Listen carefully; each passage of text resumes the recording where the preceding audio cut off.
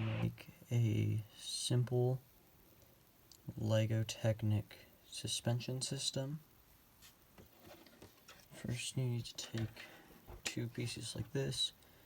They don't have to be this big. You can have them smaller or larger. Take a long axle. It has to be able to go from inside here to the outside of here.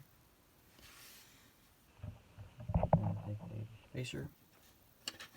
Stick the axle through the middle hole of that. Then put the spacer on. And then the axle is going to go through that hole and then through that middle hole. Then take a half spacer. Make sure you don't get it too tight.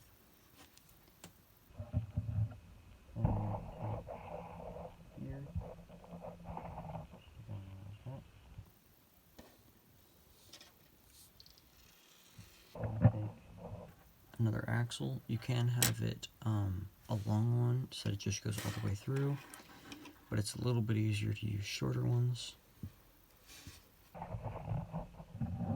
Another half spacer.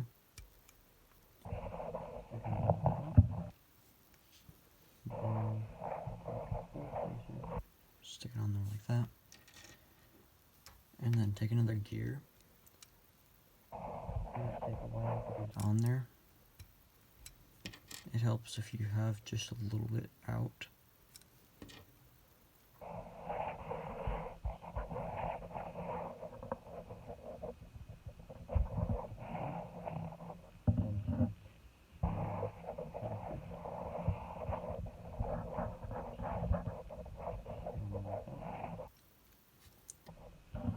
Then take another axle and a full spacer. Stick the axle in the middle hole on that side, and then stick the spacer on the top. Push it together. It should all be one piece. Make sure this is moving smoothly. Now you need to take two pins. It does not matter what type of pins you use, as long as they can hold rubber bands. And stick them on those two corners on the side that this piece is on. Then take another two pins. Doesn't matter what type of pins you use, but I like to use these ones so that you can stick a spacer on there to hold the rubber bands a little bit better.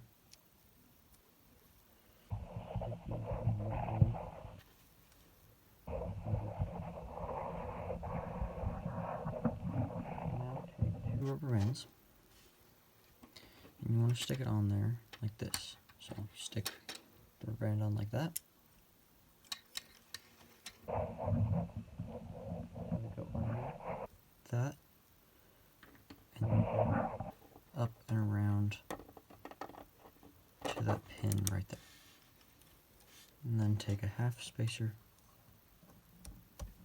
and stick it on like that so that it holds on. Make sure your rubber bands are not too small, or else it won't work right, and if you have them too large, they won't work right either. If you can't find these small ones, you can move this pin up to this hole. Same band on this side.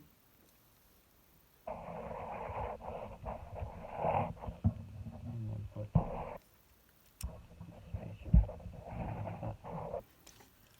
then take two tires. Doesn't matter what tires you use.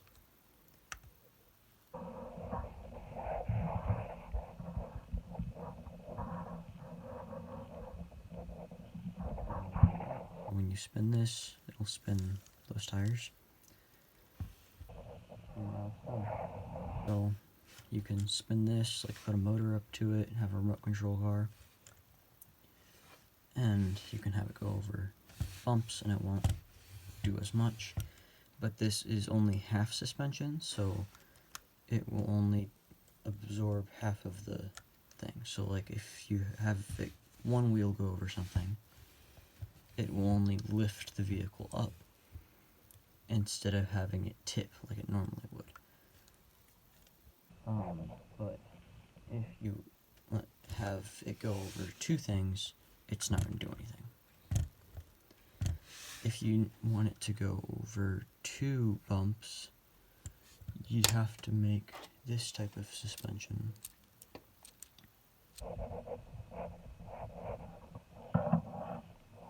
But this suspension is just simpler to make and uses a little bit less parts.